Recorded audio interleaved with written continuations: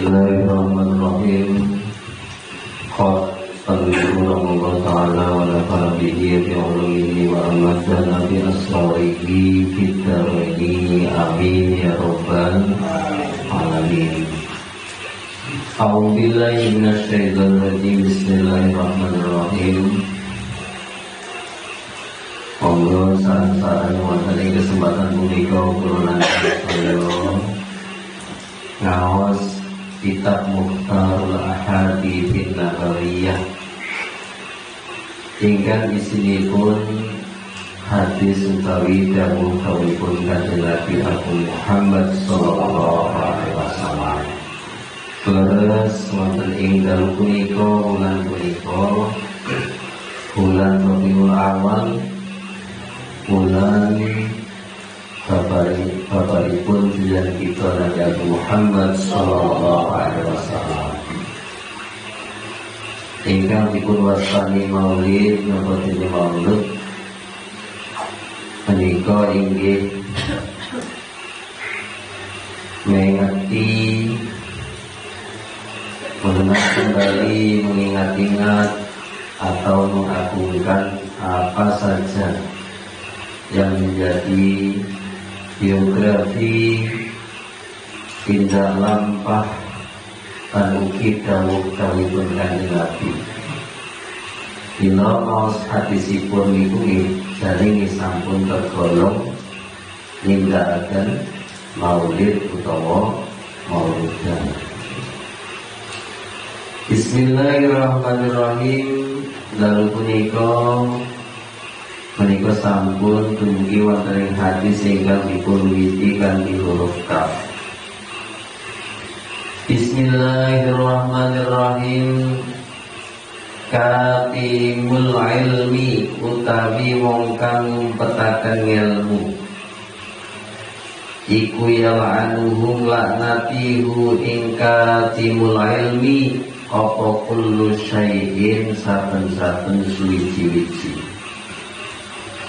hatta hud hingga iwak utawa kewan fil bahri kang ana ing dalem lautan wa tayru lan manuk fis samai ing dalem langit utawa ing dalem awan-awan.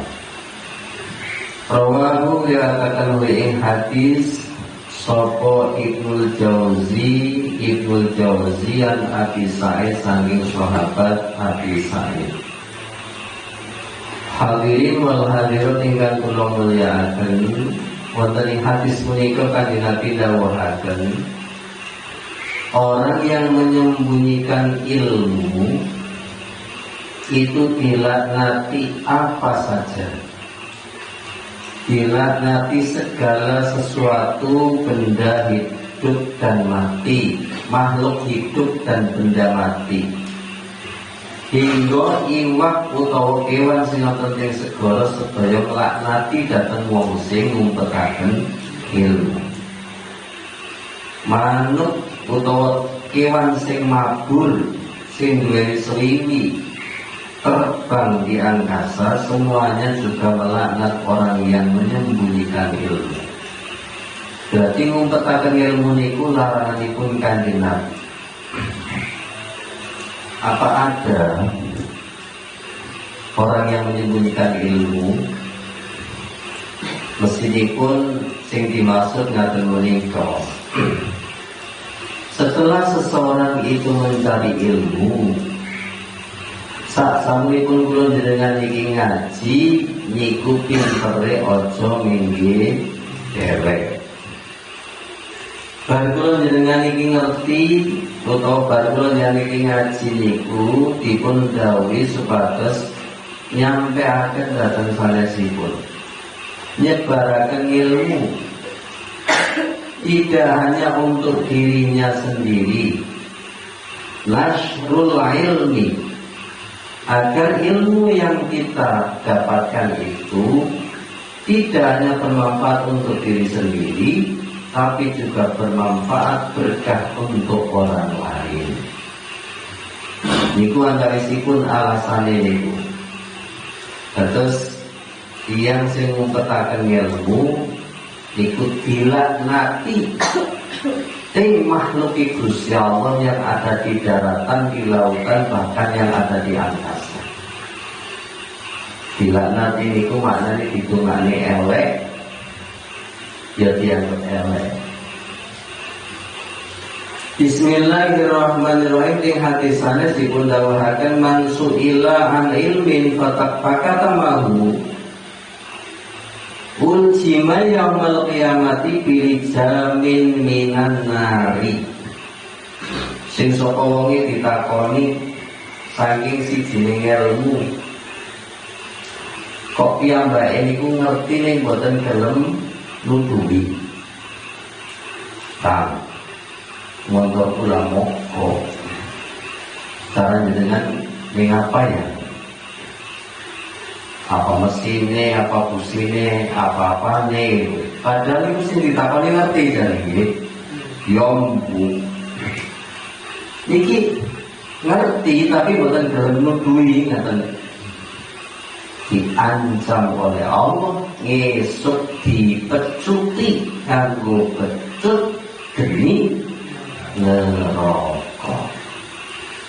Ki HP itu jadi kayak iya mas, orang metu gambare, orang metu tulisane, kayak iya baca nanti hari dibenerke HP ku kita beneran, wah, padahal buatan jalan nuduh. Ini orang termasuk menyembunyikan ilmu. Nek ngerti kok yang mbak ini ku ditakoni buatan gelem ngaturaken, kena hadis ini besok akan dicambuk dengan cambuk api di hari kiamat. Niki sore tiang nih, nonton sini. Terutama ini ilmunya yang berhubungan dengan produksi atau bisnis itu biasanya ditutup rapat, ini hak cipta. Ya, tidak boleh meniru produkku nanti jadi sainganku, ya. Enggak boleh jadi sainganku ya juga ditambah orang laris maning atau gitu. Masalul ladzi yata'allamu al-ilma thumma la yuhaddithu bihi kamathalil ladzi yaknizul kanza fala yunfiqu minhu. Perumpamaane wong sing ngaji utawa belajar ilmu kemudian tidak menyampaikan, ora nyebaraken, ora ngomongaken ilmu niku mau karo wong liya. Kaya dene wong sing nyimpen bondo ora tahu diinfakaken, ora tahu dibelanjake, ora tahu disedekahke dengan sanes. Orang yang belajar ilmu tapi tidak diajarkan lagi ke orang lain, ora diulangke meneh, ora ditularke datang liyan sanes, seperti orang yang menyimpan harta sedemikian rupa di gudangnya atau di berangkasnya dan tidak pernah dikeluarkan untuk diinfakkan kepada orang lain. Jadi pelit itu orang yang urusan bondo, pelit itu juga berurusan, bisa berurusan dengan ilmu pengetahuan. Kalau tentu sih sok model-model rahasia tinggal gimana? Ini diantaranya apa? Takut orang lain tahu dan menjadi saingannya. Kalau menjauh niki, Islam itu memang menjunjung tinggi ilmu,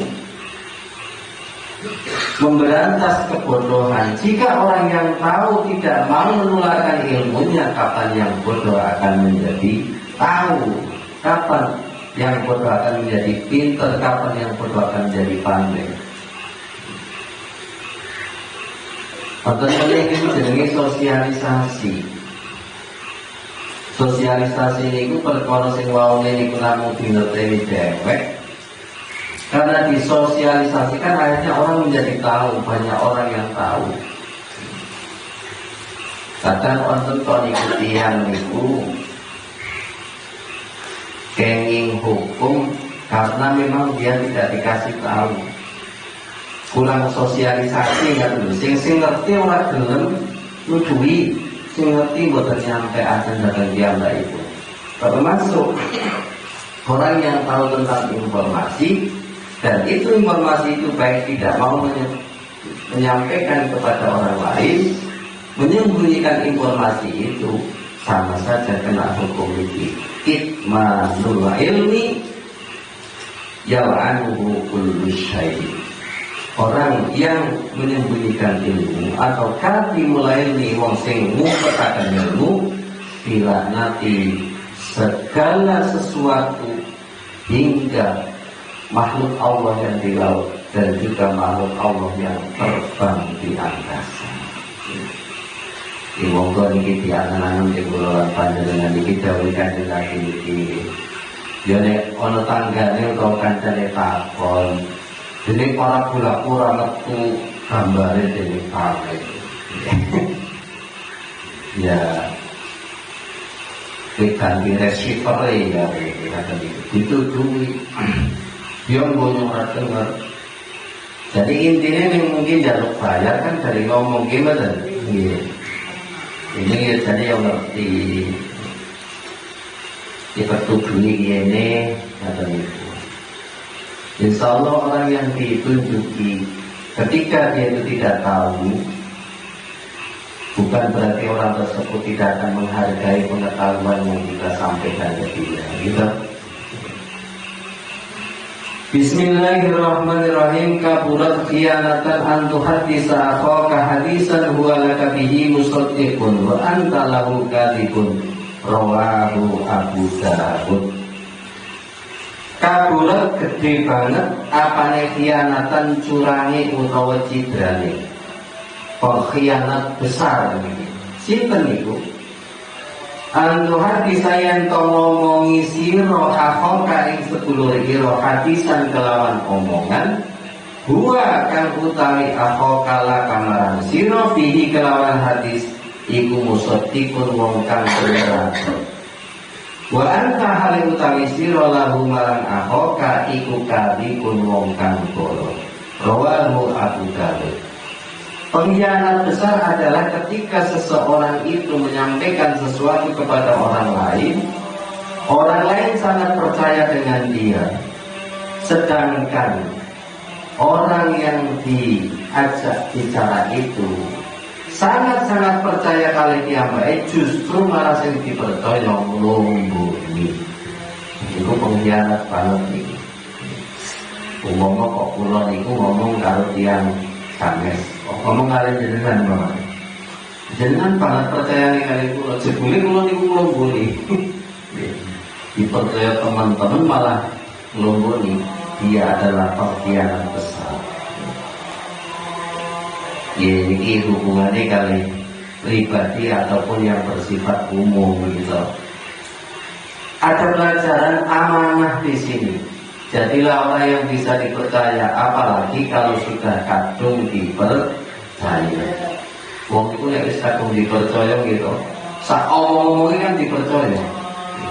Nah ini malah justru beban tanggung jawab sing abot ing kula lan nalika dipercaya. Wong nek boten pati dipercaya kok nglumbuni, boten pati nglarani. Tapi ketika kita sudah diberikan kepercayaan, dipilih umpamanya kok kita membohongi orang yang memilih kita, orang yang mempercayai kita, ini pengkhianat besar. Makanya zaman sekarang ada pengkhianat negara, ada pengkhianat rakyat. Karena apa? Mereka yang membohongi rakyat kadang-kadang orang yang sangat-sangat dipercaya oleh rakyat. Wong sing nglumbuni negarane dhewek, wong sing dipercaya karo negarane. Nah, kita kalau dipercaya oleh saudara teman-teman kita, lingkungan kita, jangan menjadi pengkhianat mereka, lingkungan, kumpulan panjenengan. Orang pati percaya kali panjenengan nglumbuni, orang pati nglarani ini. Tapi kalau orang itu sangat-sangat percaya dengan kita, kalau kita bohong kepada dia, sakitnya itu lebih dalam. ajar tadi amanah. Nek wau niku kita mencontoh Rasulullah itu Nabi itu punya sifat wajib namanya tabligh, menyampaikan sesuatu. Balighu anni walau ayat, sampaikan dariku walaupun itu satu ayat. Maknanya apa? Islam itu mengajarkan menebarkan kebaikan. Nek dadi wong apik ya dadi dewek, dadi wong pinter ya dadi dewek, pintermu ditulake, apikmu ditulake. Jangan kitman itu menyembunyikan ngumpetke perkara api. Ngumpetke ilmu. Dan ini sudah nomor kali. Ini kan ada sifat wajib bagi seorang rasul atau nabi, nopo niku amanah, gitu. Amanah. Rasul itu pasti bisa dipercaya. Kita mencontoh uswatun hasanah. Nyuntuh datang kanjeng Nabi itu sangat-sangat amanah. Ada risalah dari Allah, tidak pernah ada yang disembunyikan. Orang Allah sing diuntet curang, tidak ada Rasul curang.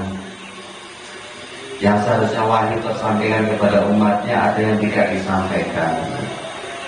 Ini dicontoh S2 kepercayaan masyarakat, kepercayaan lingkungan, kepercayaan orang banyak akan bertambah besar terhadap kita.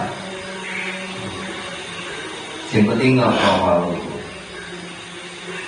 Khianat itu larangan agama, curang itu larangan agama. Jangan tinggal wong kon blonjo, jangan tinggal pose kon kulakan, gitu. Jangan tinggal wong DKW, wong hajatan kon dadi sinoman. Kene wis percaya nemen-nemen malah kono mlumbu. Itu namanya pengkhianat. Pengkhianat itu bisa ada di mana-mana. Padahal ancaman bagi orang yang khianat wis jelas, itu menjadi orang yang dibenci oleh Rasulullah dan dibenci oleh Allah. Bismillahirrahmanirrahim.